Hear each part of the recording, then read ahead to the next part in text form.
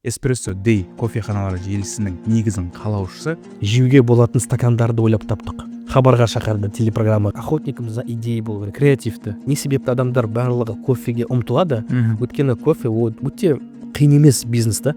Қатты ләззат аламын да, на самом деле, да. Кез келген бизнесмен сондай охотникам за идеей болу керек, креативті. Кәсіпкер, бизнесмен это кто такой? Ол кто бросает вызов. Да, вот концепция бар ғой, троечники, отличники, да, почему отличники не могут бизнес сделать, почему троечники бизнес қылады деген концепция бар ғой. Егер де көп кітап оқыса, у него артында библиотека сияқты, да. Франшиза ол контракт 7 жылға, ол брак сияқты. Асылжан Қази бауырымыз. Егер де сіз өз кәсібіңіз 85 есе небәрі 2 жылда өсет десе сенесіз бе? Менің бүгінгі қонағым соған сеніп, соған алаң қалаумен жеткен. Сіздермен бірге Байғазақ, мен Бағдәулет Абжатов, және де бүгін бізде қонақта Эспрессо Дэй кофеханалары желісінің негізін қалаушысы Асылжан Қази бауырымыз. Асеке, ассалаумағалейкум. Қош келдіңіз. Асеке, енді сразу кеше мен сторисқа салдым, біраз жандар өз сұрақтарын жазды. Енді өте бір популярный сұрақ, ол Эспрессо Дэйдің франшизасын қалай аламыз деген сұрақ. Бірақ енді оған сәл кейінірек тоқталамыз. Алайда қазір мен ең басты қойғым келіп тұрған сұрақ, бұл 2 жылда қалай 85 нүктеге жетуге болады. Яғни бұл қазір мен примерно осындай подкаст студиямыз, BQ студия Астанадан аштық, 2 жылдан кейін 85 есе өсесін десе, мен білмей сенбеймін оған ше. Ал сіз соны шынайы қылып жасап отырсыз. Соның сыры жалпы қандай сіздің қабілеттеріңіз соған жеткізді? Сол туралы бір айтып өтсек.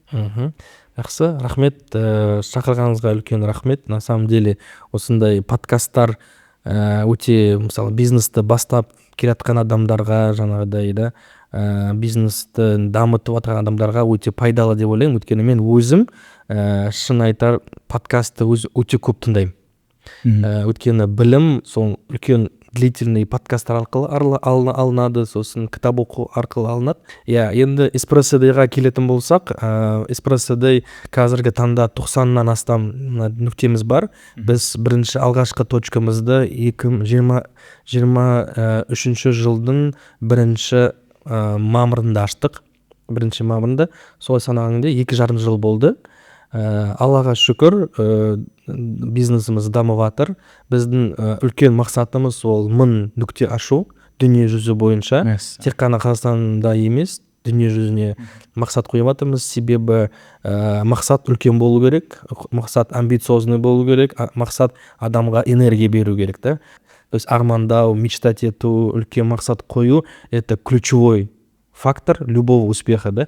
Әрбір мақсат, жетістіктің мақсат, үлкен мақсат қою, да. Сондықтан да біз мақсат қойдық 3 жылда 100 точка ашу. Аллаға шүкір, біз ол планды перевыполнили. 2,5 жылда. 2,5 жылда уже 100 точка ашылайын деп жатыр, Алла қаласа. Сол ол жетістікке қалай жетудің себептерінің бірі ол өзінің жақсы көретін ісімен айналасу. Бұл өте көп энергия талап етеді. Және де вызовтар болады, задачалар өте көп. И солардың барлығын өту үшін адам энергияны құртпау керек. Энергияны құртпау үшін адам өзді жақсы көретін ісімен айналысу керек. Менің ойымша, мен өзімнің жақсы көретін ісімді таптым. Бизнесмен болу, предприниматель болу, және де өзімнің нишімді таптым. Көп адамдарға бір жағынан біз барлығымыз бизнесменбіз, да. Бизнесмендер де көп, специалистер де көп, управленецтер де көп. Бірақ бизнесмендердің бір проблемасы бар, олар пока өзінің нишасын таппады. Бизнеспен айналысқысы келеді, бірақ қай именно нишада дамығысы келеді, соны білмейді. И сол себепті ол, мысалы, өзінің нишында адам тапса, және де ол өзінің жақсы көретін ісімен айналысатын болса, ояқта әлбетте жақсы результат болады. Яғни сіздің осы кәсіпке деген махаббатыңыз, энергияңыздың таусылмай болуы, және де ең бастысы ол жақсы ниет деп айтсақ болады. Енді осы жерде сұрақ, именно сіз сүйікті ісімді таптым дейсіз да? Қай жері осы? Мысалға, кофехана желісі деген үлкен жұмыс қой. Оның ішінде управление де бар, оның ішінде басқару, санау, жүргізу, ашу, стратегия. Именно сіздің өзіңіз тапқаныңыз ол қай жері ұнап тұр сізге осы желіні ашудың? Жүйе құру, система құру, сет құру, да. Осы менің жақсы көретін істердің бірі. Көп әртүрлі идея келеді күн сайын. и сол идеяны жүзеге асыру маған үлкен не алып келеді, наслаждение, ләззат алып келеді, энергия береді. энергия береді, да. Почему? Потому что кез келген бизнесменнің главный потребності жаңағыдай ол ойлап тапқан затын жүзеге асыра білу. Вот это самое ключевое, когда сен жаңағыдай бір ойлап таптың бір затты, да, и оны сосын тез арада қолданып, сосын ол результат беретін болса, это ең үлкен ләззат любой предпринимательге, кез келген бизнесменға. И егер де сен осындай саған мысалы компания жаңағыдай сеть бизнесін саған сондай мүмкіндік берсе, сен ол саған дофамин сияқты ғой. Иә. Дофамин, да? Кофе сияқты ғой десең. Кофе сияқты, да? Сен оны постоянно талап етіп тұрасың, да? И егер де сенде сондай площадка бар, сенде сондай возможность бар, сенде сондай мүмкіншіліктерің бар, соны қолдануға, соны каждый день жүзеге асырып тұруға, сонымен қатар адамдарға көмек, адамдарға пайда алып келетін жай болса, ол одан сайын көптеген жаңағыдай дофамин туғызады. Адам жаман привычка емес, жақсы привычкалерді өзіне өміріне қосу керек та. Мысалы спортпен айналысу, кітап оқу, жаңағыдай да саяхаттау дегенде барлығы дофамин алып келеді та. Бірақ сонымен қатар бизнесте дофаминді көтеретін заттарды істеу керек та. Идеяларды салу, идеяларды мен мысалы жаңағыдай бізде көптеген әртүрлі идеялар болды. Мысалы солардың бірі ең басында біз жеуге болатын стакандарды ойлап таптық. Жеуге болатын. Иә, жеуге болатын стакан. Адам кофе алады, кофесін ішіп қояды, стаканын жеп қояды. Мороженое сияқты да. И пайдасы бар да, то есть бір жағынан экологияны ластамаймыз, бір жағынан ол тамақ, бір жағынан сусын. Сосын соны біз адамдарға көп тарату үшін акция жібердік да. Съешь там за 30 секунд, мысалы 5000 теңге ұтып ал. И адамдардың интерестері, қызығушылықтары осыған қатты болды да. И біз сонымен хайп ұстадық эспрессода басында. Көп адам сонымен мені сол съедобный стаканчик себепті хабарға шақырды телепрограммаға. Қалай ол дейді, адамдарға қызық болды. Қазақстанда алғаш рет жеуге болатын стакан деп мені хабарға шақырды программаға. Мен сұхбат бердім. Алақан Пэй. Алақанмен сол кезде 23-ші жылы. Ол ең шығып жатыр мысалы. Каспийда, басқа жерде. Каспийде жоқ әлі. И сол Алақан Пэй дегенді біз тоже эспрессодайға енгіздік. И адамдарға тоже қызық болды, бәрі келді, бәрі төлегісі келді, барлығына қызық болды. И осы идеяны мысалы маған Берік деген соны негізін қалаушы проектті жасап жатқан основатель, бізге келді, біз айттық, почему бы нет? Любой жақсы идеяны біз эспрессода кіргізіміз. Қостыңыздар уже соны. Қостық, иә. Сосын біз латте құрт дегенді қостық. Латте құрт, это по сути жағы құрт пен кофе бір-біріне қосылмайтын екі продукт. Екі продукт, и сол латте құртты біз эспрессодайға енгіздік. И бұл тоже идея болды, эксперимент. Сосын оны Динара Саджан естіп қалды да, дәмін көрді, сразу сол напитокке влюбилась, да, жақсы көріп қалды да, и жаңағыда оны постоянно адамдарға ұсынды, рекомендация қылды, и сонымен сосын біз ол туралы даже интервью жаздық, латте құрт туралы. И сол мысалы латте құрт адамдарға танымал болып кетті, хит продаж болып кетті. Просто бір идея қаншама көптеген жақсы охваттар беріп сатып алып келді, популярность алып келді, адамдарды интерес туғызды да. И менің ойымша кез келген бизнесмен сондай охотником за идеей болу керек. Креативті әртүрлі бір жақсы идеяларды тез қабылдап, тез оны енгізіп, тез оның пайда ала білу керек та. Ол бизнесменнің жаңағыдай негізгі мақсаты. Мен как основатель, как бизнесмен да, менің негізгі мақсаты, менің жұмысым сол. Тез арада ондай трендтерді қарап жүріп, несовместимый совмещать етіп, контраст жасау дейсіз. Контраст жасап, адамдарға оны әдемі қылып көрсетіп, тез арада егізіп, сосын танымал дегендей, трендте болу деп ойлаймын да. Вот это самое главное. И осы барлық процесстер маған өзіме лично ұнайды. Мен оны енгізгеннен кейін қатты ләззат аламын да, на самом деле, да. И бизнес, осы сеть, компания, эспрессоды маған сондай заттарды жүзеге асыруға возможность беріп жатыр да. Яғни сіз бұл жерде тек жүйені құрып қана емес, сол жүйені дүниеге әкеліп, бір ойдан құрастырып, жаңадан, яғни сіз былайша айтқан кезде стандартты кәсіпкер болып тұрған жоқсыз ғой. Сіз креативті кәсіпкер болып тұрсыз, жаңағы ноу-хаулардың өзі былайша жеуге болатын стакан деген, ол менің ойымша.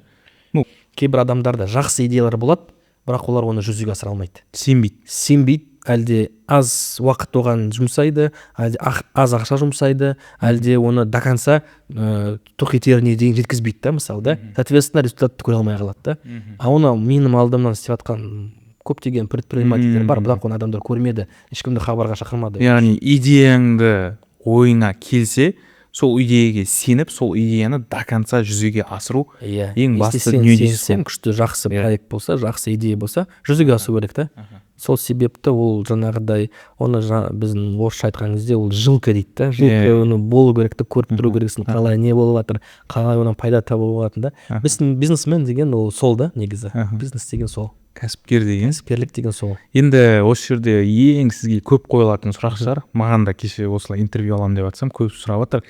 Неге кофе деп? Яғни Қазақстанда жалпы осы соңғы мен бір подкасттарда естіп қалғам, кофе жалпы ең танымал кәсіп, және ашпау керек дейтіндей кәсіптің қатарына кірген секілді болыпты. Өйткені көп ашылып жатыр, керісінше жүр. И сол осы орайда жалпы қазіргі таңда кофе кәсібін ашу выгодно ма? Және де сіз неге именно кофе нишасына кірдіңіз? Кофе нишасына неге кірген себептердің бірі, мен 2015 жылы ол кезде заңгер болып жұмыс істеп жүрмін. Негізі менде заңгерлікте 9 жыл стажым бар. И жылда 2015 жылы мен ойладым, осы юристтен басқа бір бизнес ашып көрейін. Өйткені ол кезде менің жалақым 150 мың теңге болды. Максимум мен юристікте 200 мың теңге айлық алдым. Ең көп. Ол кезде 2 балам бар, жаңағыдай да, и расходтарым бар. Ол кезде жаңағыдай енді ойладым мен, маған бір какой-то дополнительный доход керек. И сол кезде ой келді, бизнес ашам деп, и Google-ға тердім минимальный вложение, высокий доход деп. И бірінші бизнес-центрім ашылды, кофейнемді ашқан бірінші бизнес-центрім ол бизнес-центр Нұртау. Менің қазір есімде қалды, даже адресі Манглик, Республика 21 есімде болмаса. Бизнес-центр Нұртау 4-ші этажда. Сояқта ашам, бірінші өзімнің кофеханамды 1,5 миллион теңгеге. Қалғандан барлығын расходчикаға қарызға аламын. Ол кофе на вынос форматы, Кофе на вынос, островок, кофемашинка. Ол кезде мен жақсы кофемашинка аламын. Санремо Италия, итальянский кофемашина, жақсы зерналар қоямын, и бар қоямын. Болды, дым жоқ. Даже микроволновкаға ашам жетпей қалады. Микроволновка, блендер, соковыжималка. Сосын есімде менде бір дубленкам болады жақсы.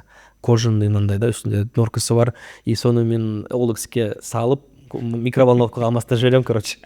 Алмастырасыз. Алмастырамын да, өйткені қаражат жоқ, алу керек, бірақ микроволновка керек, блендер керек. И солай жайлап по крупицам дегендей кофейнемді ашам. Аллаға шүкір, сразу жүріп кетеді. Жақсы жүріп кетеді, өйткені бизнес-центрдегі адамдар, оларда жаңағыдай потребность болады кофе ішуге, тамақ ішуге. Мен тек қана кофе емес, әртүрлі выпечка, круассан бәрін әкелемін. Үйден алып келеміз, үйде пісіреміз. Солай алып келеміз, адамдар ұнайды, кофе ұнайды, бәрі ұнайды. Солай 2 жылдан кейін 2017 жылы ол точканы сатып жіберемін. OLX-ке салып обратно. Бір күнде сатып кетеді. Сонымен бірінші ақшалар көре бастаймын, машинамды обновлять етемін, квартира аламын. Сондай жайлап во вкус. Басты гештальтты жаптым дейсіз ғой. Квартира, көлік. Да. И слой сатылады, жақсылап потом ойлаймын, мысалы 19 жылдың соңында ойлана бастаймын, жұмыстан кету керек. Өйткені жұмыстың енді ақысы бар. Біреуге жұмыс істегесін, сен ояқта отыру керексің, результат көрсету керексің, зарплат. Мен ойлаймын, зарплатың көп аз, көп емес, 200 мың теңге, бірақ бір жағынан жаңағыдай перспективный бизнес бар менде қазір, оны дамыту керек қой деймін да. Все, онда шешім қабылдаймын, жұмыстан кетем. 2019 жылдың августында заявление жазам по собственному желанию, кетем. Сосын одан кейін коронавирус түсіп қалам 20 жылда. Енді бастан етқан кезде бизнесті коронавирусты жарты жыл отырамыз, бірақ ол жарты жылдың ішінде жақсы брендбук жасаймыз. Уақыт көп болады да, кітап оқуға, подкасттар тыңдауға, интервью өткізуге. Тоже өзіңіз жасадыңыз брендбукты? Брендбукты маған жасап берді. Уже дизайнер қостыңыз. Таныс дизайнер. Ақша бар. Ақша көп емес, біз ол дизайнерге 15 мың теңге төледік. Брендбукқа 15 мың ба? Логотипке. Логотип. Кофедей. аха, жаңағы кофе дейдің логотипін біз 15 мың теңге төлеп береміз, есімде ол, иә, солай төлеп бізге істеп береді, жаңағы жасыл қылып, әдемі қылып. Біз оны сосын стакандар брендированный жасаймыз, пакет, фартук, интерьер, экстерьер қалай болады деп упаковать етеміз. Сонымен сосын солай бастап кетеміз бірінші бизнесімізді. И кофе, негізі кофе ол не себепті адамдар барлығы кофеге ұмтылады? Өйткені кофе ол өте қиын емес бизнес та. Оны бастап кету жеңіл. Вложение көп емес, понятный продукт. Потом жаңағыдай ол өте қызықты бизнес. Мысалы, атмосферный бизнес, дәмді бизнес. Адам ойлайды, мен кофе ішіп жүрмін, неге мен кофе ашпағы? Кофейня ашу үшін сен бір какой-то узкий специалист болу қажет емессің да. ең бастысы кәсіпкерлікке деген бір желаниең болса. Желание болу керек и кофе жақсы керексің, как минимум, да. Сен кофе өзің ішпесең де келіншегің кофе ішсе нормально. Келіншегі де каждый Как минимум, да? как минимум. Таңертең кофе келіп тұрса, это уже, да. Яғни кофе бұл тек Қазақстандағы емес, әлемдегі тренд. Және де бұны ашудың себебінің бірі бұл жай ғана қызығушылық болды дейсіз ғой. Яғни Google'дан сұрадыңыз, көрдіңіз. Яғни бұл жерде де сіздің бір жаңағы жүйелікке деген қасиетіңіз шыққан секілді. Өйткені сіз просто алып бір на эмоциях аша салған жоқсыз, импульсивно.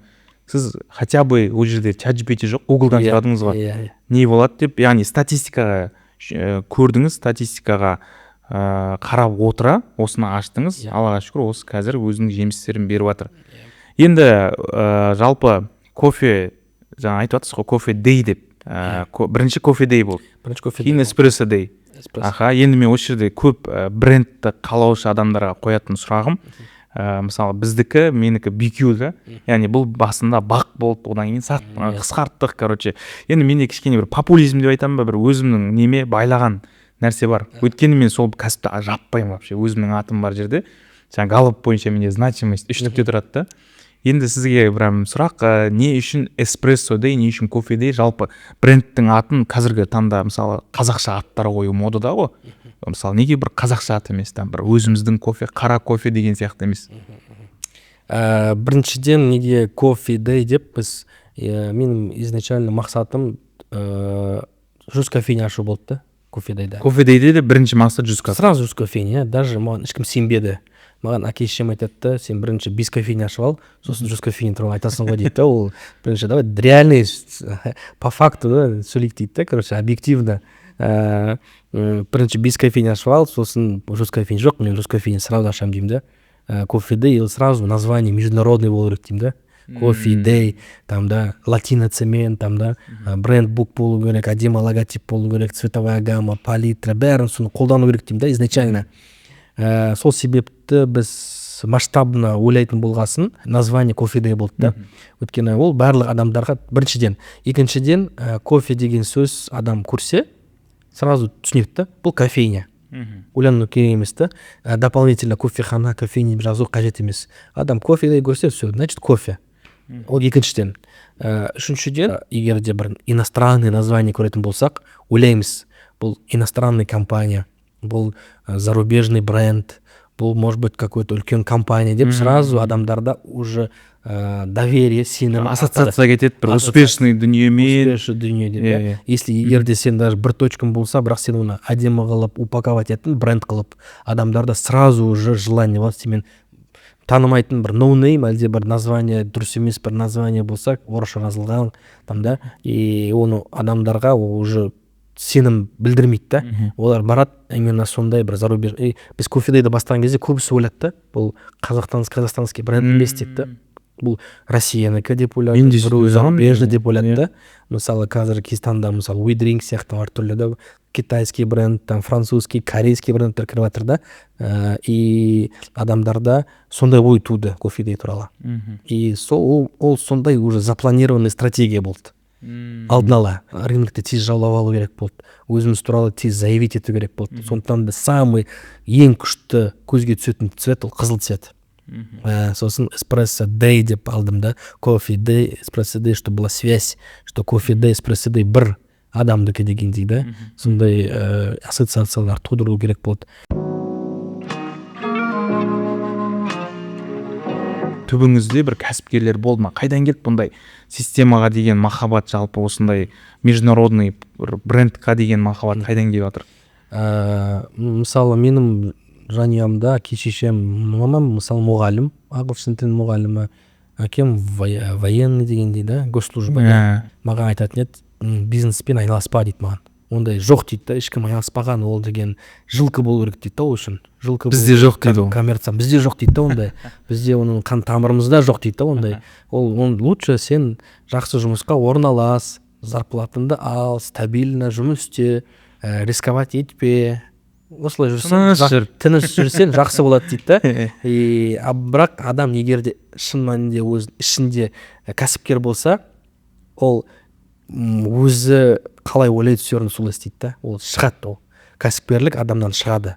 Оны деген жасырып тыға алмайсың. Ол даже мен юрист болып жұмыс істеп жүрген кезде менің кәсіпкерлігім қалай байқалды. Менде неге карьерный рост болмады деп сосын мен ойландым ғой. Осы жылдар өткеннен кейін да.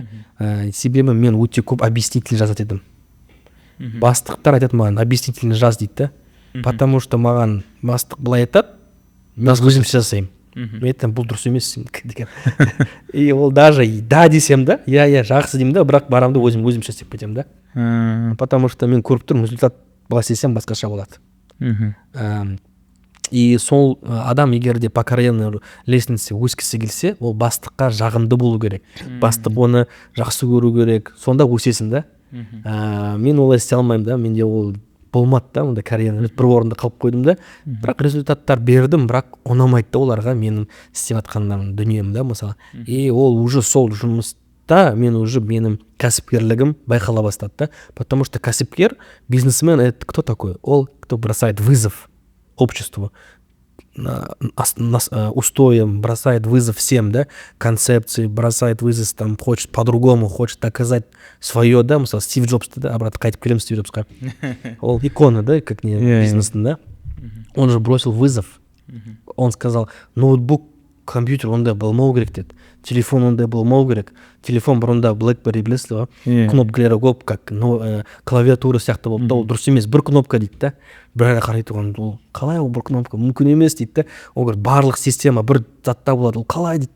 Адамдарға сенбейді оны да. И ол дүние жүзіндегі барлық бизнесмендерге вызов істеді да. Мысалы, Илон Маск, Тесла, да, он сказал, машина должен быть электрокар и әдемі и тез болу керек. Адамдар қалай ойлайды, қалай ол электрокар әдемі болады? Мүмкін емес, ол уродский болу керек дейді, электрокарларда. Ол жоқ, Тесла әдемі болу керек дейді. Тесла тез болу керек. Қалай тез?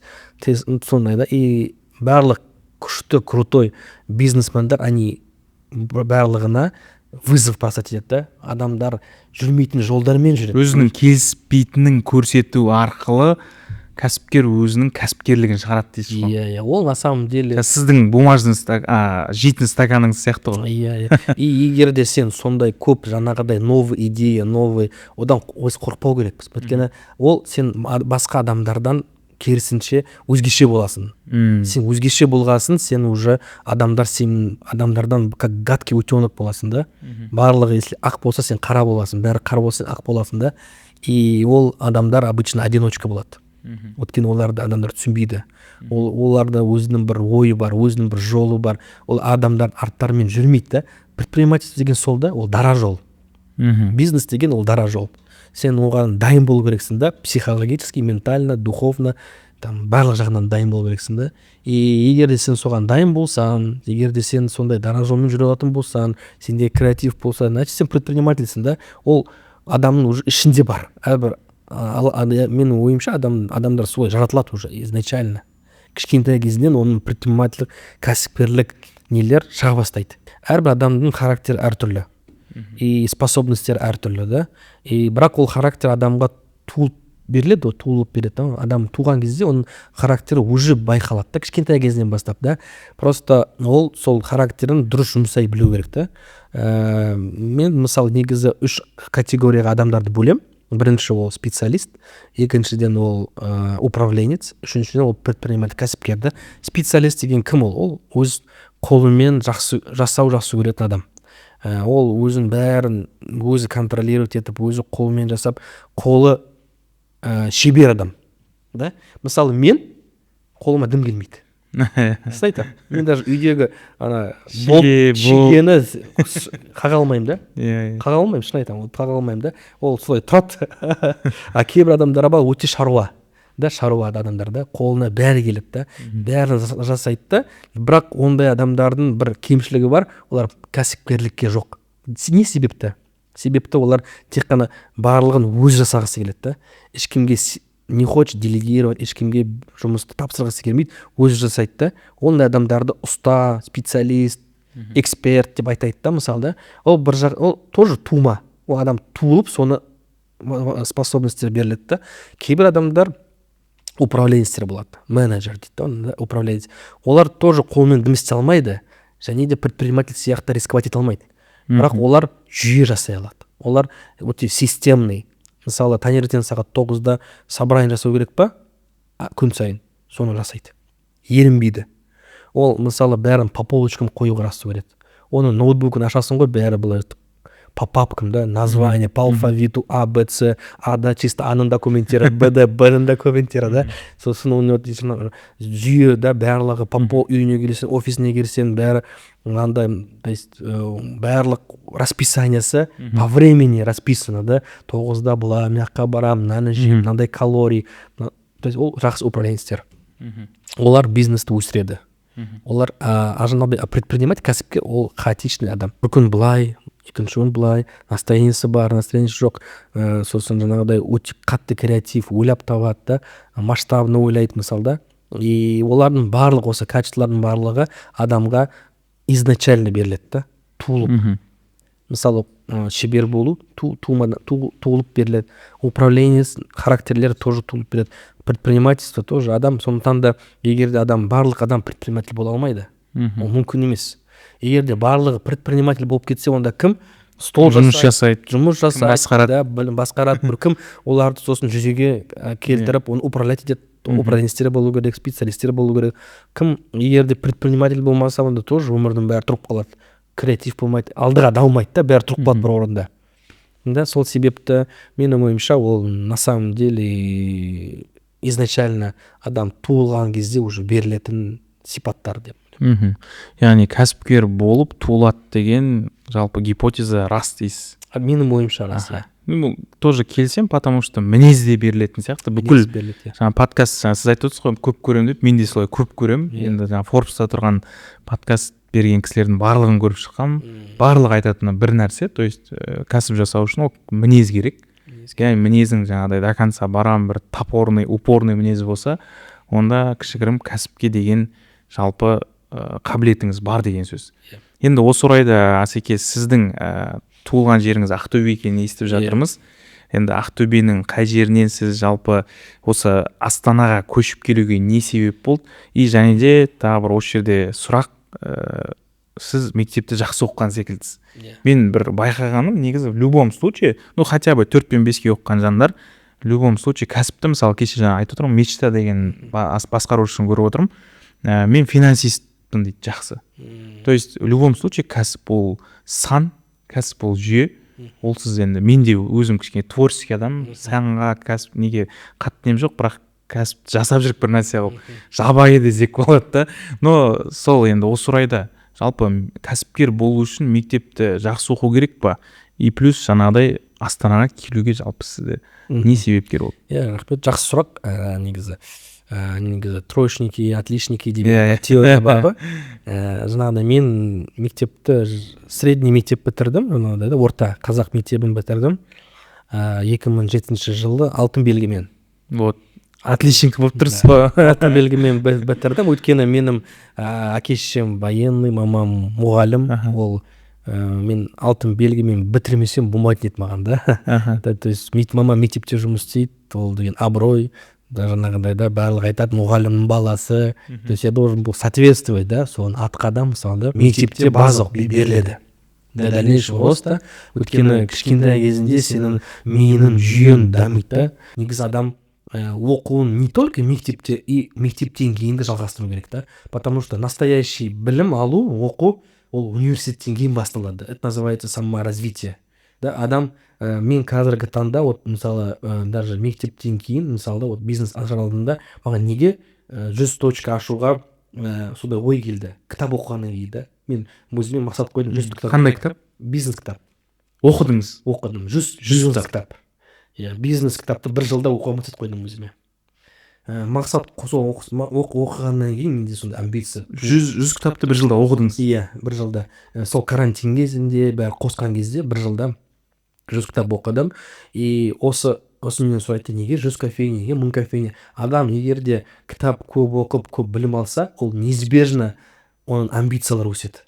Оның алдына қоятын, өйткені ол оқиды, басқаларды Бургер Кинг, Макдональдс, қалай олар жүзеге асырып, қалай дамығанын көріп қызығады да, өзі де сондайға жеткісі келеді да.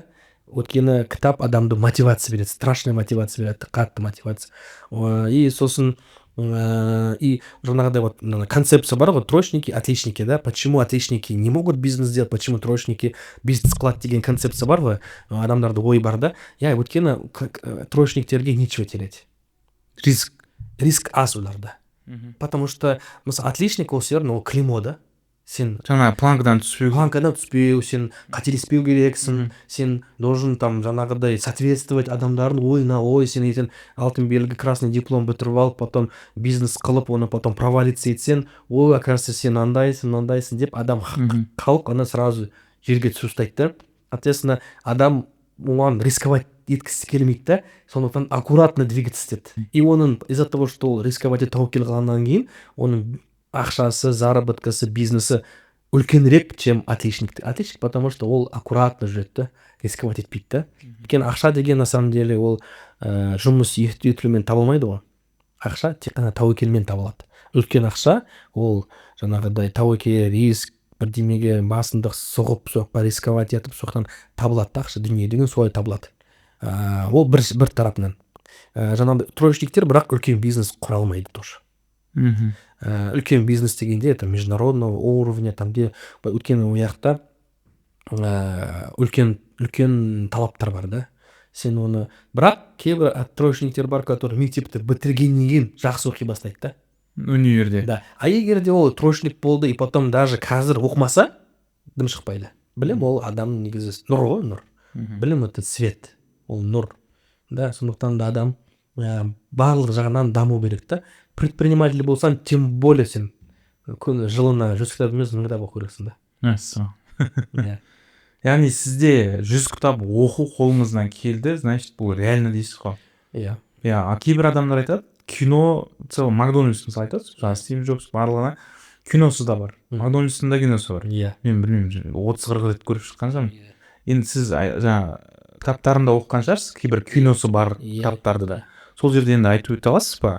Кітаптан эффективность көбірек па, кинодан көбірек па? Жоқ, конечно, кітапта. Кино деген ол просто картинка. Ол эмоция. Оны бір қарауға болады, екі қарауға болады, болды. Бірақ кітаптың не артықшылығы бар? Сен кітап оқыған кезде, сен миыңда, сен оны картинка. Мысалы, кино дегенге ол деген дайын картинка. Біреудің ойлап тапқан картинкасы. Біреудің образы. Сен біреудің образын жеп жатсың да, көріп жатсың. Біреудің образын өзіне кіргізіп жатсың да. А кітап оқыған кезде сен бұяқта картинка жоқ па? Сен ол картинканы, ол образды өзінің миыңда тудырасың. Мысалы, «Основатель» деген киноны көрмеген кезде просто Макдональдсты оқысаңыз до фильма, сіз «Основательдің» жаңағыдай Рой Кроктың несін да жаңағыдай басқаша көресіз. Басқаша, по-своему. И ол сол өзіңіздің сізде, получается, сізде өзіңіздің картинкаңыз туындайды да. Мысалы, кітап оқыған адам, ол егер де көп кітап оқыса, у него артында библиотека сияқты да. Арты. Ол может любой момент оған қайтып оралып, миынан шығарып, шешім қабылдай алады да. Reels ол зиян. Потому что ол жақта ешқандай адамға миында артында дым қалып қоймайды. Жаңағыдай нейрондар қалыптаспайды. Кітап оқыған кезде қалыптасады. Синапсические связи деген бар да, нейронная связка. Егер де сен кітап оқыған кезде, сенде сол нейрондарың дамиды, бір-бірімен қосылады да, и сенде речь, психология, шешім қабылдау, ойлау қабілеттері дамиды. Сен уже причинно-следственный связь таба аласың, стратегически ойлана аласың да, қиын жағдайларда тез шешім қабылдау, өйткені сенде кітап оқыған себепті артында фундамент қалыптасты да. Кітап оқу ол скучно. Өте. Қап-қара ақ болды, дым жоқ да. И бір сағат былай отырып кітап оқу, ол өте скучно да, өте қиын. Бірақ сен сол скучность арқылы өзіңді дамытасың да. Жақсы реальный эффект результат беретін заттардың барлығы скучный, а который қызық заттардың барлығы пайдасыз. Reels, TikTok ол адам одан дамымайды, ол наоборот одан дофамин алады да, болды, ол тек қана уақытша ешқандай результаты жоқ та оның негізі на самом деле. Эспрессодайға келіп тоқталсақ, осы оқыған 100 кітап прям напрямую осы жүйені құруға, одан сайын мысалы әр кәсіп мысалы айтады ғой, сенің проблемаң ол сенде ғана емес, ол кәсіпкер болсаң, например, жалпы адам болсаң да адамның проблемасы адамда ғана емес, басқа адамдарда болған, олар өткен, сол үшін жаңағы кітапта біреудің опыты бар. И сол секілді сіз айта аласыз ба, то что эспрессодайдың қазіргі таңда жетістігі ол сіздің осылай алған кітаптардан, жалпы оқыған жетістік білімнен келіп жатыр деп. Әрине, ол білімсіз адам еш жаққа бара алмайды. Мысалы даже мен қазіргі таңда менде мынандай практика бар. Если мысалы менде маркетингте проблема болса, мен аламын да 10 кітап маркетинг бойынша сатып аламын. И үйге барып оқимын. Ақылды адамдармен сөйлесу, кітап оқу, подкаст тыңдау, саяхаттау, осы 4 ең маңызды зат деп ойлаймын да бизнеске. Жақсы лайфхак айттыңыз. Енді осылардың қатарына біреуден курс алу, біреудің білімін сатып алу.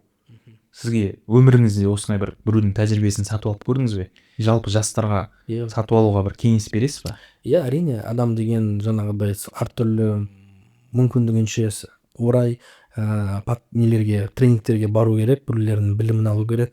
Жаңағыдай ментор деген бар, ұстаз да ментор, тоже өте пайдалы. Өйткені сен ақша деген біреудің сатып алу, ол ақшаның құны ең төмен. Мысалы, деньги самый дешевый товар ол ақша. Сен сол ақшамен можешь біреудің білімін сатып аласың да, біреудің советін сатып аласың, біреудің опытын сатып алсаң, егер де мүмкіндік болса, сатып алу керек. И сондай бір тренингке барып, даже бір өзіне бір ой қалыптасса, сенде жақсы. Ол уже победа, ол уже жеңіс, ол уже жетістік та. Сондықтан да адам, успешный адам бірінші солай ойлану керек та. Любой затқа ашық болу керек. Стивен Кови «7 навыков высокоэффективных людей» деген кітапта оны проактивное мышление дейді да. Реактивное мышление бар и проактивное мышление. Адам далаға шықты ма, далада қар жауып тұр, жаңбыр, жел, ой, күн жаман, барлығын хайт етеді да. А кейбір адам шығады да, ой, қандай тамаша возможность, әдемі, тамаша да. То есть оған жаңағыдай жаңбыр, жел оны настроениесін құртылмайды. Өйткені ол проактивный, ол ішінен сыртқа қарайды да. А бізде реактивный болсақ, ол наоборот сыртта қатардың барлығы бізге тиеді и біз настроение құртады. То есть мы зависим от внешнего фактора. А проактивный адам, наоборот, оған сыртқы факторлар оған әсер етпейді. Ол тек қана ішкі фактор сыртқы әлемге әсер етеді да. Мысалы, адам күн сияқты болу керек қой. Күн сияқты. Күн шығады каждый день. 24 сағатта күн шығады. Біреуге күн ұнауы мүмкін, біреуге ұнамауы мүмкін. Біреу күннің пожар болып жатыр, жанып жатыр, біреу күйіп жатыр да, біреуге наоборот күн не беріп жатыр, фотосинтез, күш қуат, энергия беріп жатыр да. А бірақ күнге бәрібір оны адамдар хайт етеді ма, хайт етпейді ма да, біреу оған не істеп жатыр, ананы істеп жатыр да. Бірақ күннің мақсаты күнде шығып тұру болды. Адамдарға качественный луч беру. И адам, бизнесмен дәл сонда болу, күн сияқты болу керек та. Күнде бір одно и то же жұмысын жасау керек, адамдарға пайда алып келу керек. Оны саған әсер ететін заттар көп әртүрлі болып, бірақ соны әсер етпейді. Күнге әсер ете алмайды ешкім. Не дейсе де, ол шыға береді күн сайын да. Осы орайда эспрессодай қазіргі таңда обороты қанша, жалпы общий алған кезде қанша сотрудник жұмыс жасайды? И в целом айтып өтсеңіз осы туралы. Біз франшиза болғасын, менде изначально принцип өзің точкалерімді ашпау. Менде өзім 100% владеть ететін тек қана бір точка. Конкуренция жасамау франшизалар. Мысалы, ол деген жаңағыдай конфликт интересов деген бар да. Мысалы, жақсы локация табылса, егер де мен өзім точкалерімді ашатын болсам, мен оны ойлаймын да, өзіме алайын ба, әлде франшизаға беремін бе. Сол конфликт интересов болмау үшін менде строгий өзімнің бір стратегиям бар, оны франшизаға беремін. Франшизаға беремін, адамдар франшизасын алады, локациясын тауып береміз. Бізде тағы фишка, что біз локациялы өзіміз тауып береміз. Франшизалы адамдарға точканы, локацияны біз өзіміз табамыз. Өйткені кофейняның жақсы жұмыс істеудің себептерінің бірі ол жақсы локация. Локейшн да андай общепит болғасын. И жаңағыдай менде өзімнің бір 100% точкам бар. Ол не үшін ашылды? Өйткені сол локацияда біз барлық новинкілерді экспериментировать етеміз, сол жаққа бірінші қоямыз. Если там какой-то новый продукт болса, сол жаққа бірінші қолданамыз дегендей да. Сосын уже барлық точкалерге енгіземіз. Сол себепті ашылған кофейнялар. Жаңағыда және де бізде өзімнің штатымда, өзім непосредственно қол астымда жұмыс істейтін адам көп емес. Айтарлықтай бір 3-4 адам шығар. Өйткені біз франшизамыз, бізде жаңағы барлық аутсорсингте бухгалтер, финансист, главный бухгалтер, барлық адамдардың бізде аутсорсингте.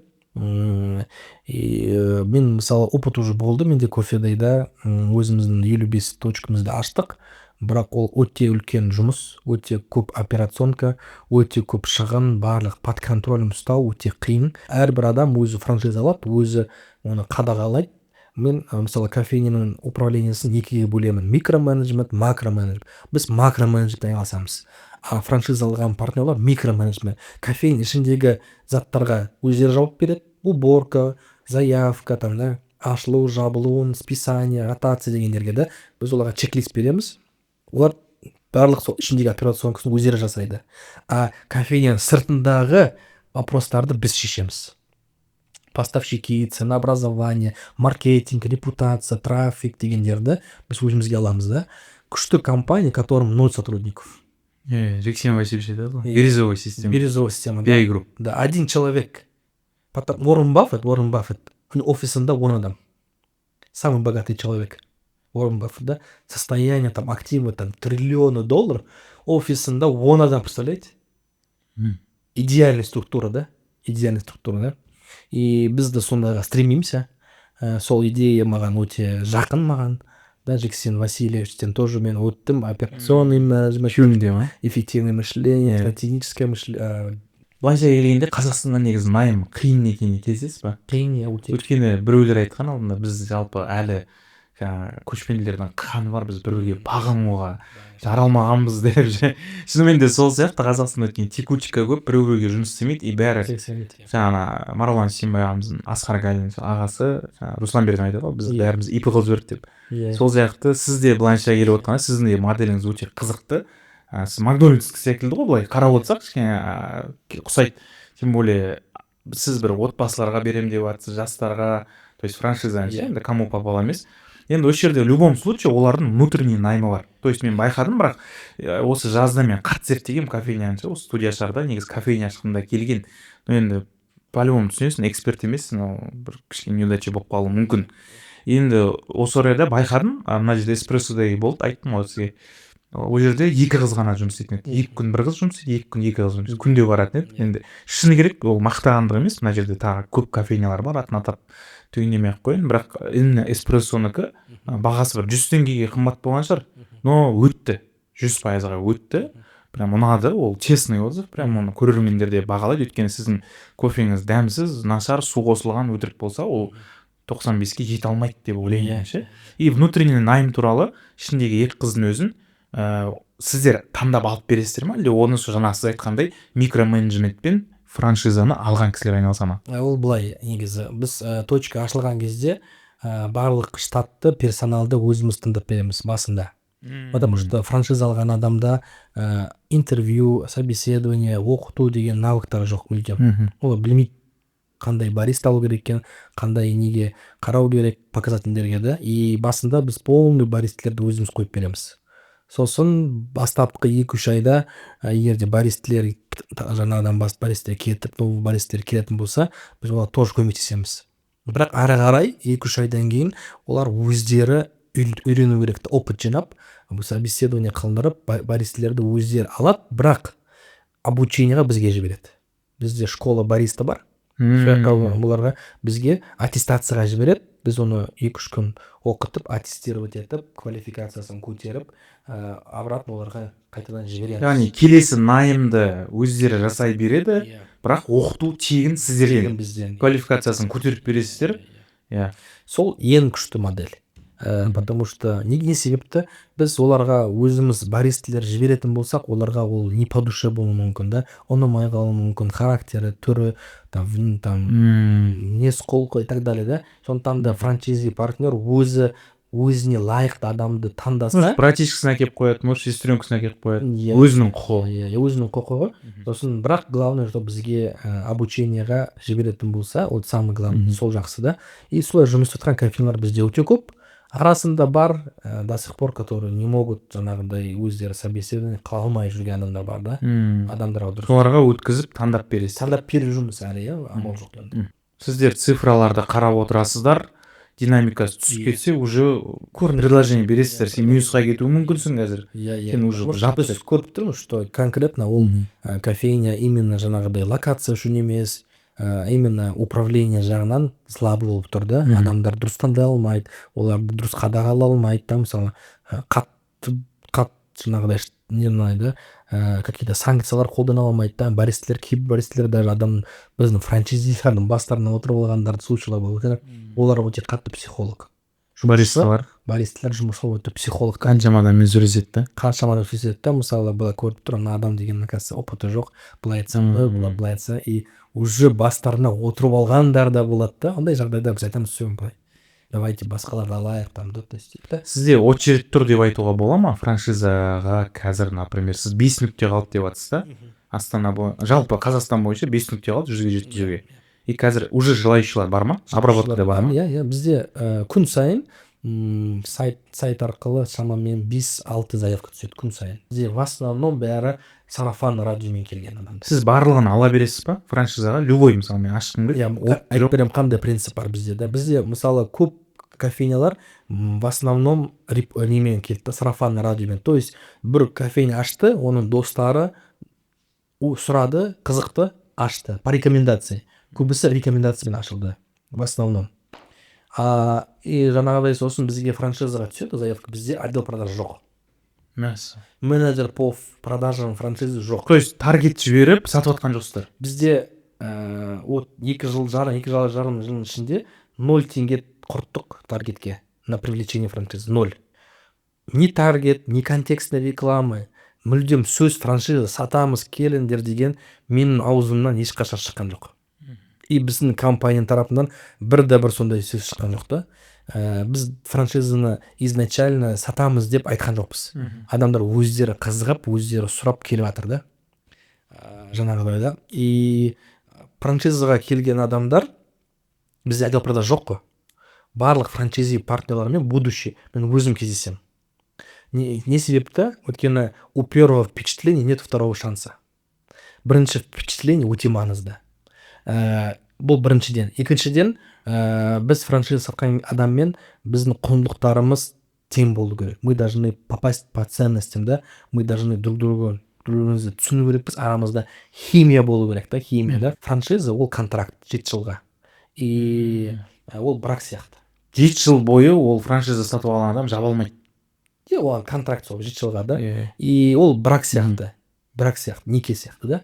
Мысалы, сен ол адаммен енді жұмыс істеу керексің, олармен постоянно связьда боласың. Егер изначально сен олармен отношения дұрыс болмаса, ол ертеңгі жұмыс болмайды. И сондықтан да мен сол будущий менің партнерлармен өзім лично кездесем да, потому что оларға потом менімен жұмыс істеу керек, маған олармен жұмыс істеу керек да.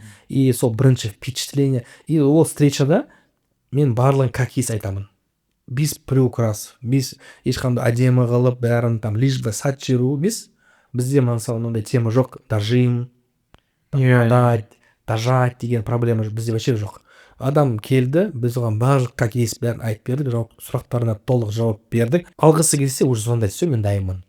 В основном солай. Окончательно жауап стап и ашылмай қалған случай жоқ бізде. То есть адам ақша салып, потерять еткен ақша случай жоқ бізде. Аштық, жүрмей қалды. По каким-то определенным причинам, да, локация қате болды, да, и біз оны сол локацияны тегін аламыз да, басқа локацияға көшірдік и жақсы жұмыс істеп жатыр. Ол жерде ремонтына келесі локацияда кім төлейді? Өздері төлейді, иә. Өздері төлейді, иә. Бірақ франшиза ешқандай дополнительно расход қылмаймыз. И біз на самом деле біздің партнерлар, франшизаландар не рискуют. Яғни договор жүзінде сіздер келісім бересіздер, то что келісім шартта жазасыздар, то что ты не потеряешь. Ондай договорда жоқ, кстати. Ондай жоқ, иә?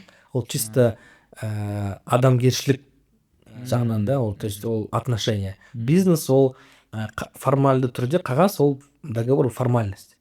А қарым-қатынас, Ниет. отношения, да, ол неформальный, и ол неформальный сильнее, чем формальный. Мысалы, вот медицинада не бар, как называется, там, да, клятва Гиппократа дейді ма, Иә. или там, то есть это законы такие вот, неформальные законы, уличные законы дейді, мысалы, да, или там негласные законы, например, да, там, да, они на самом деле сильнее, чем формальность. То есть бизнес может быть законный, может быть бизнес легитимный. Легитимный бизнес сильнее, чем законный бизнес. Марлан Сейсенбайдың концепциясын білесіз ба, да? Иә. Закон, он говорит, я законным бизнесом занимался, но у меня не было легитимности, я потерял дейді там, мысалы, да. Если тебе бизнес легитимный, а именно легитимность это что? Это отношения, это вот неформальные отношения, да, поэтому бізде даже договорда ол жоқ. Что мы там обязаны оларға біз просто өзіміздің тарапымыздан солай істеп береміз да, көмектесіп береміз. Ол локация, жақсы локация көшіп беруге. Яғни договорда жоқтығы 95 нүкте солай ашылса, значит, в целом қажеттілігі жоқ дейсіз ғой. Не, қажеттілігі жоқ. Бірінші очередь ол егер де мы не доводим до жаңағыдай разбирательства там, да, если вопростар керек болса, айтқанда ақша это самый низкую цену имеет. Самый дешевый товар это деньги. Самый дорогой товар это отношения. Да? Ең қымбат ол отношения.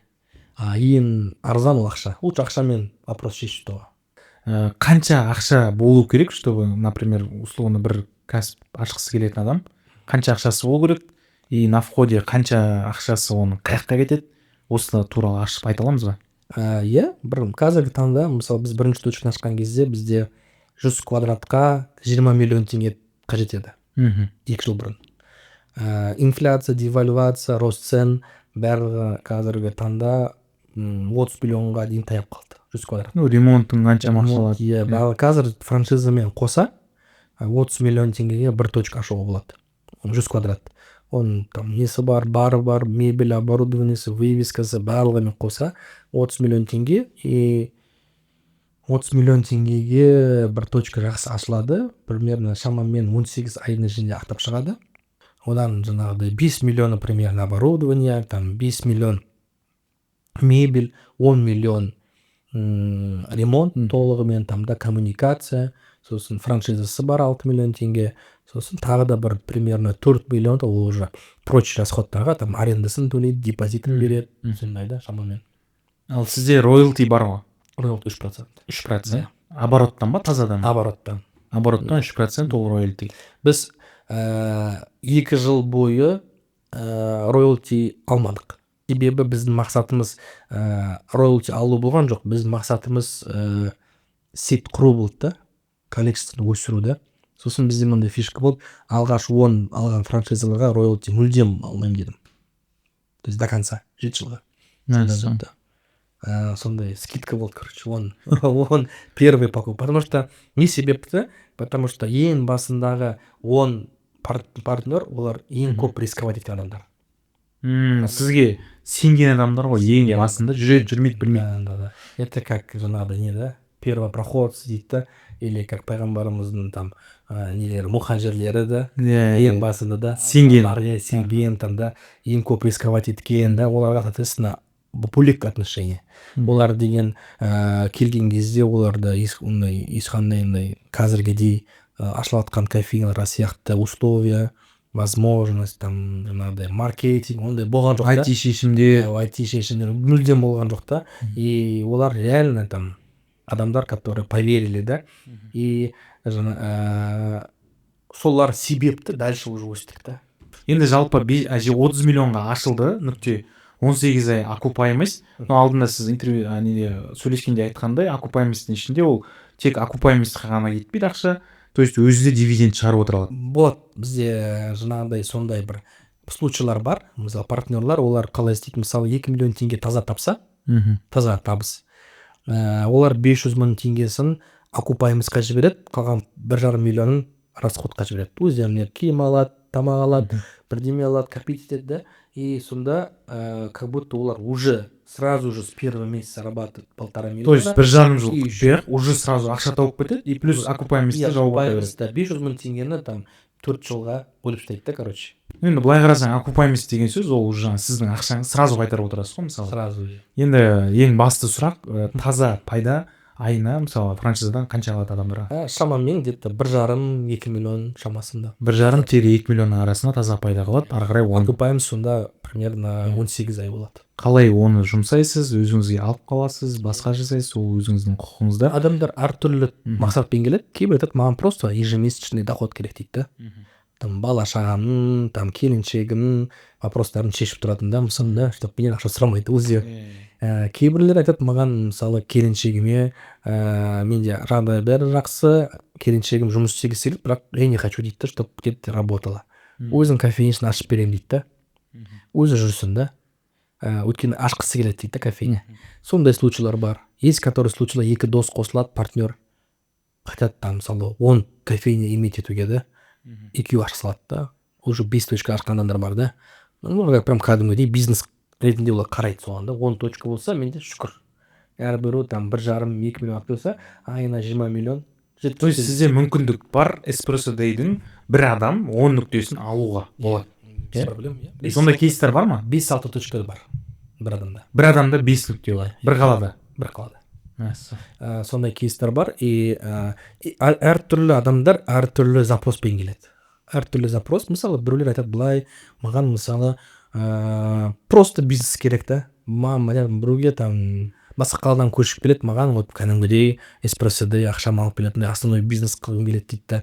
Біреулер мысалы Москвадан келді, көшіп келді, жаңа не болған кезде, соғыс басталған кезде, сосын гражданство ID алған, иін алған, и вот жаңағыдай жұмыс істеп жатыр да тоже. Бірақ ода басқа проекттері бар, но как для души дейді мысалы. То есть әртүрлі запроспен келеді да адамдар. Но в основном классика жанра күйеуі әйеліне кофейня ашып береді. Семейный бизнес. Сіздің клиенттердің жалпы енді франшиза алатын кісілер сіздің клиентіңіз ғой прямо.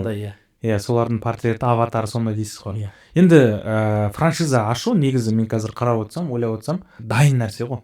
Дайын асқа келесің да, просто саған тамақты жеу керек болады деп айтуға болады ғой.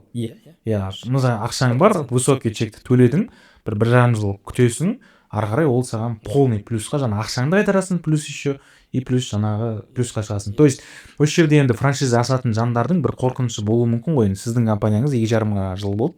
Енді дәл қазіргі жағдайда Алматыда мысалы Рамс деген ситуация естіп жатқан шығарсыз.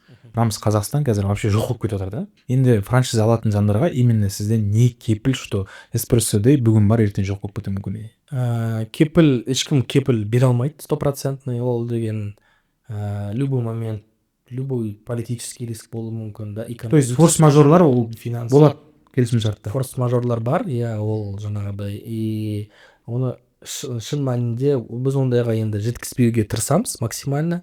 Біздің ниетіміз жақсы, бірақ форс-мажор жазылған, бәрі предусмотрено. Это как коронавирус сияқты. Это черный лебеди, да. Оны ешкім не может предугадать. Это адамның қолындағы тұрған зат емес. Потому что ол енді мысалы кофедейде тоже сондай болды. Мысалы да біздің тоже франшиза сатылды кофедейден, бірақ мен кофедейден шығып кеттім, потом арамызда сондай определенный вопростар болды. Ол бренд азайып. Ол бренд азайып, қазір мүлдем уже практически жоқ деп ойлаймын, уже аз қалды да. Мен болған кезде 55, қазір мен түгестен қарағанда 10 ба сондай болыпты. И ол тоже риск болды партнерларға, франшиза адамдарға, ол қиын болды. То есть ол жағдайды қалай шешілді, например, то что біреу ашты да. Ол жерде франшизалар емес, ол жақ инвестормен неме солай болды. Өздеріңіздің нүктелеріңіз. Өз нүктелермен болды, франшиза болды, біз 3 партнер болдық, инвестормен партнер болды. Енді Espresso-да ешкім жоқ. Өзіммін, онда минимум, ондай уже риск жоқ. Бұл жерде айтуға болады ғой, ниеттердің былай совокупности десек болады. Например, сотруднигің, мен всегда айтам, кассирларыма да, сен бүгін келсең жұмысқа 100 000 теңге сауда жасайын деп, сен жасайсың деймін да. Сол секілді сіздің жаңа франчайзиңіз алған өзі уже ниеттенеді, сіз наяқтан масштабын ниеттеніп жатырсыз, ол жаңа микро ниеттеніп жатыр. Сонымен совокупность бар дейсіз ғой. Соның арқасының өзінде де ол жабылмауға әкеледі. Ана жерде кофедейде ол сіздердің нүктелеріңіз болды. Ол жапсам жабам, ашсам ашам, короче, сондай. Все. Біреудің ниетіне байланып тұр жаңағы сіздікі. Көп адамдардың қорқынышы, мысалы даже менде де сұрақ болады, ремонт. Яғни ол қайтарылмайтын инвестиция. Осы орайда мысалы бізде мына помещениеге кіргенде, жаңа BQ студио қылып ашқанда Астанада мына жер вообще как заброшка сияқты болып жатқан. соны максималды жөндедік, бір ақшасын құрттық нормально. Енді қазіргі орайда оны мысалы қазір сатсаң да не қылсаң да, то есть ремонттың ақшасы қайтпайды да саған. Осы возражение дейміз ғой клиенттің. Соны қалай шешесіздер? Бізде договорда мынандай условия бар. Біз договорды минимум 5 жылға қол қоямыз. Арендодательмен, да. И егер де мысалы 1 жылдың ішінде бізбен ол договорды расторгать етсе, ол 100% ремонттың неотделимый отступные дейді да, неотделимый улучшуларын қайтарып беру керек. Егер де 2 жылда 80%. И так 5 жылда 0%, потому что 5 жылда біз уже салған ремонт амортизациясы болады, ақтап аламыз, уже одан дым қалмайды да, уже құндылықтары төмендейді да, уже изношенный дүние болады да. Осы жерде сіздің юристке оқығаныңыз көмектесіп жатыр ма? Себеп болды, договорды әр пунктін жасауға? Маған уже ол қиындық тудырмады. Договорды қалай жасау, қалай заключать ету керек, договордың заңды емес жақтарын көруге, анализировать етуге, конечно. Эспрессо дейдің қазіргі таңдағы бір жоспарлары? Эспрессо дейдің негізі үлкен жоспар, үлкен мақсат, ол 1000 точка. 1000 точка. 1000 точка. Қанша уақыт? Енді 10 жыл деп жатырмыз. 10 жылдың ішінде. Сіз байқағаным, любой нәрсені санмен қоясыз. 100 кітап 1 жыл. 100 точка 2 жыл. Условно. Ол смарт қой, смарт. Постановка целей по смарт. Смарт деген технология бар. Мақсат қойып жатырмыз да. Мақсатты материалды қойған дұрыс па, моралды қойған дұрыс па? Ол и моральды, и материалды болу керек қой. Моральды деген ол актуальный. То есть ол саған ұнау керек та, сені зажигать ету керек, ол сені драйвить ету керек та. Бір жағынан ол саған конкретно измеримый, біз материалды тұрғыда өмір сүріп жатқан себепті біз материалды қою керекпіз тоже. Жалпы франчайзингілердің барлығы сіздің бір үлкен бір командаңыз десек болады ғой. Мысалы үлкен бір әулет, үлкен команда. Олардың өзін, мысалы кейде біреулерде жаңа айтады ғой, прокрастинация дей ма, прокрастинация. Сол сөз бар, мысалы соны қалай зажигать еткізесіз оларды, қалай мотивация бересіз? Жаңағыдай бұлтты күн болса, қар жауса, тем более Астанада желаниесі қашып кететін шығар кәсіп жасауға. Бізде регламент бойынша әрбір франчайзи партнермен айына 1 рет кездесу керекпіз. Офиске келіп, проблемаларын түсіндіраймыз, вопростарына жауап береміз да, бір айына 1 рет бір кездесу офисте. Одан басқа бізде бір чат бар, WhatsApp чат, Telegram чат бар да. Ол жақта 100 адам отырады. Мен ол жаққа барлық новостиларды жіберемін. Обход істеп жатырмын, мынандай істеп жатырмын, мынандай ақылдасып жіберейік, мынандай вопрос бар, давайте посоветуйте, олар бір-біріне сұрақ қояды, не болып жатыр, то есть жақта общение бұрқырап жатыр, короче. Барлық франчайзиларда там бір күнге целый там барып команда задание қойып, потом отдельно франчайзи жігіттермен бізде отдельно баняға апарамыз, тамақ береміз, там неформальной обстановке, да, разговор без штанов дейді, ондай да, сөйлесеміз да, әңгімелесеміз да. Солай отношенияларды істейміз мысалы да. Одан басқа бізде жылына 1 рет стратегический сессия болады. Осы келесі стратегический сессия январдың 9-ы болады. Үлкен гостиницада, Шератонда, там үлкен конференцияда арендаға аламыз, потом бизнес тренер шақырамыз. Білім бересіз, тегін. Білім береміз, потом мақсат қоямыз келесі жылға, өткен жылдың болған результаттарын айтамыз. Жаңағыдай и сондай бар неде жасаймыз да. Өткен жылы 1 рет болды, осы 2-ші рет болайын деп жатыр да. Основатель қандай, кәсіп сондай деген келесіз ба? Прямой. Енді бұрынғы 10 жыл бұрынғы Асылжан мен қазіргі Асылжан арасында не өзгерді?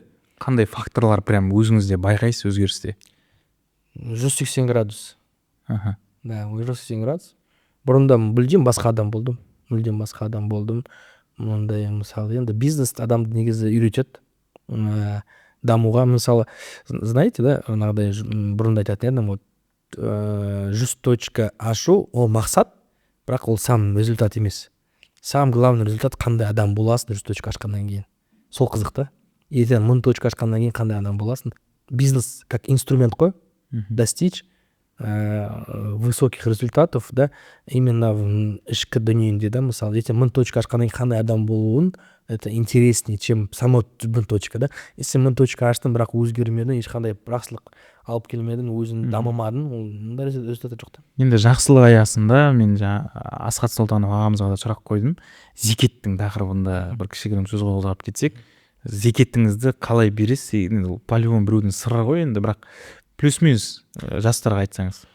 Зекет ол исламдағы үшінші парыздардың бірі.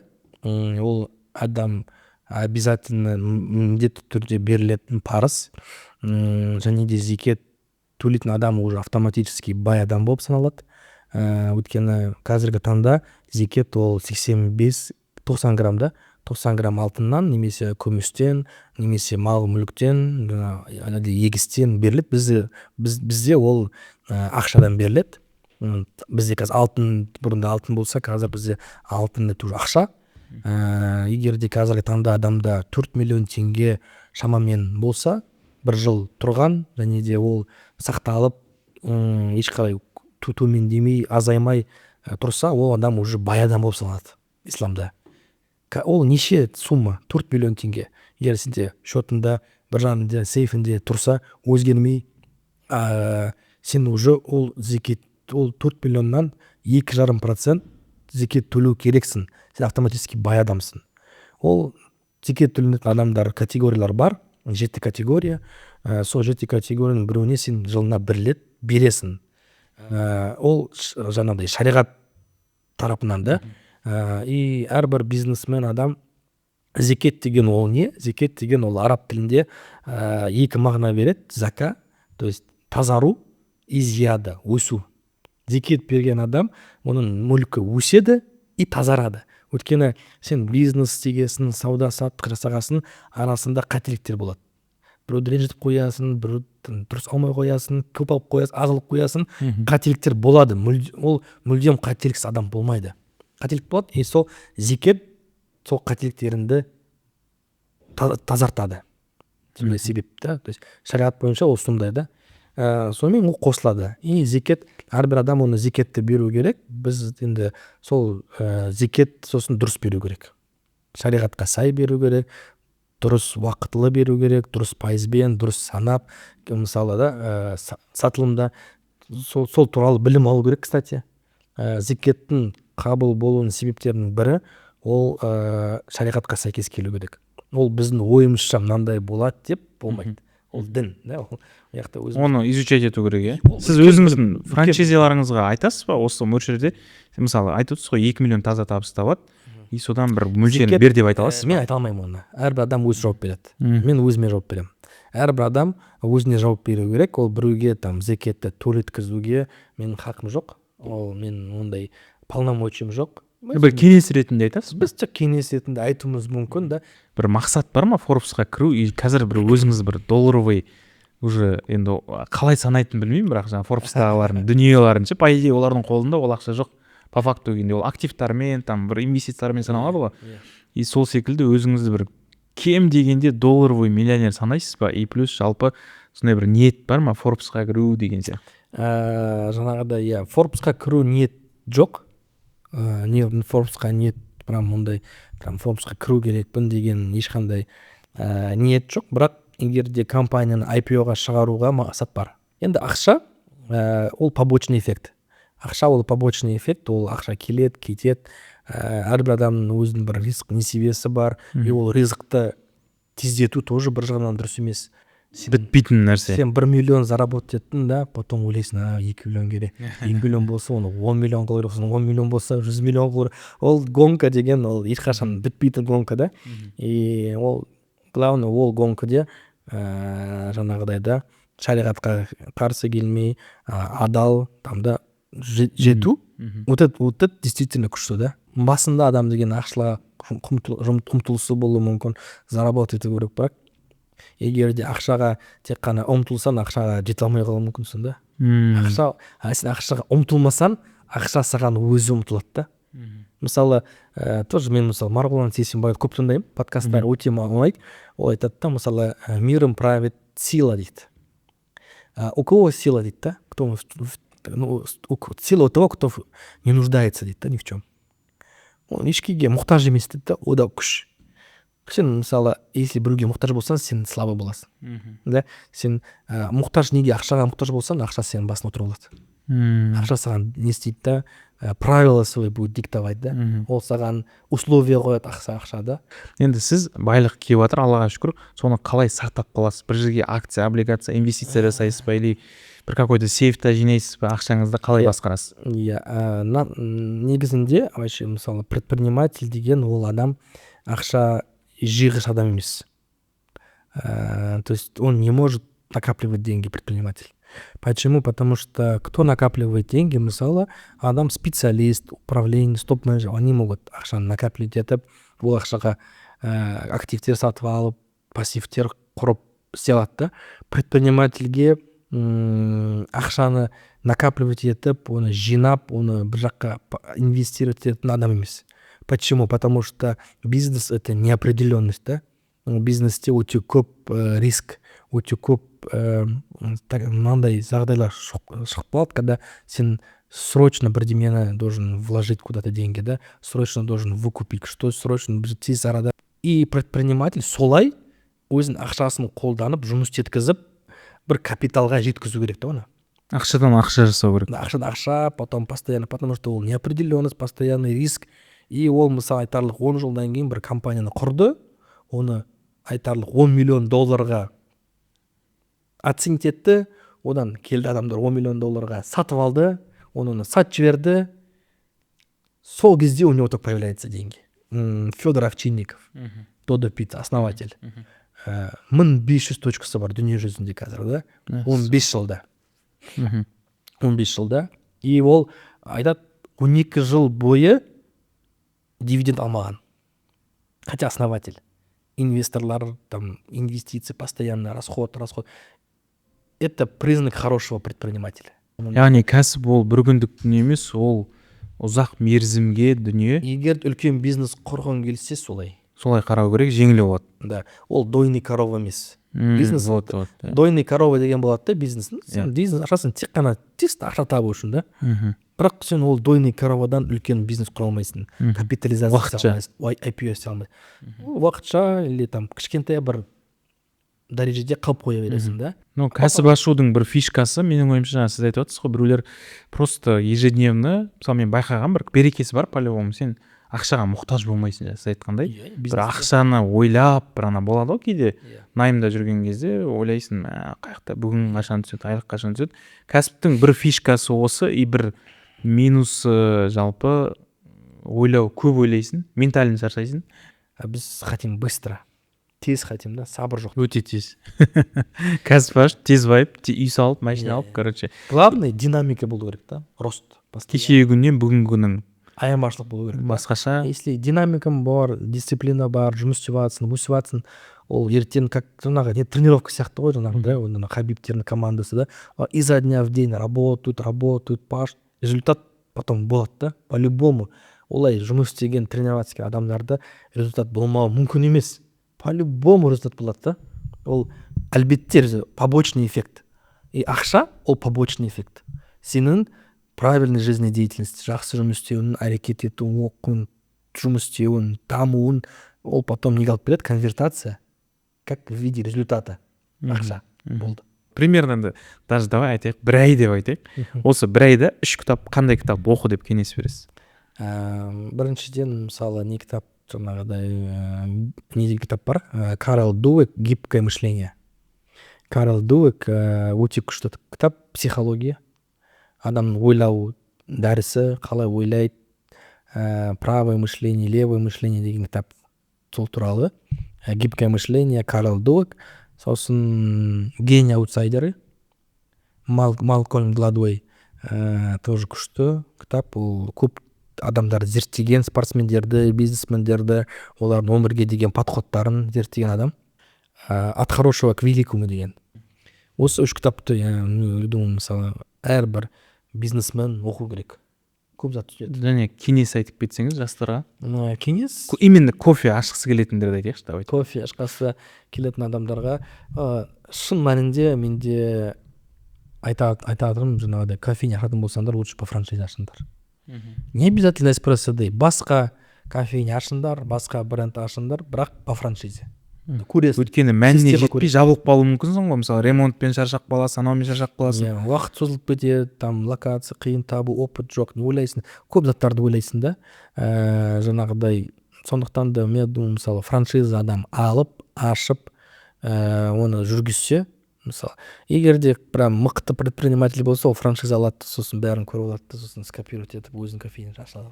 Мінекей достар, сіздермен бірге болған Байғазақ подкасты, алдарыңызда нағыз Байғазақ десек болады. Асылжан Қази бауырымыз Espresso Day өте аллаға шүкір тез өсіп келе жатқан кофеханалар желісінің негізін қалаушы. Асеке, алла разы болсын. Осы жалпы білімдер сіздерге пайдалы болады деген сенімдеміз. Каналға жазылыңыздар, лайк қойыңыздар және жақсы бір комментариялар жазыңыздар.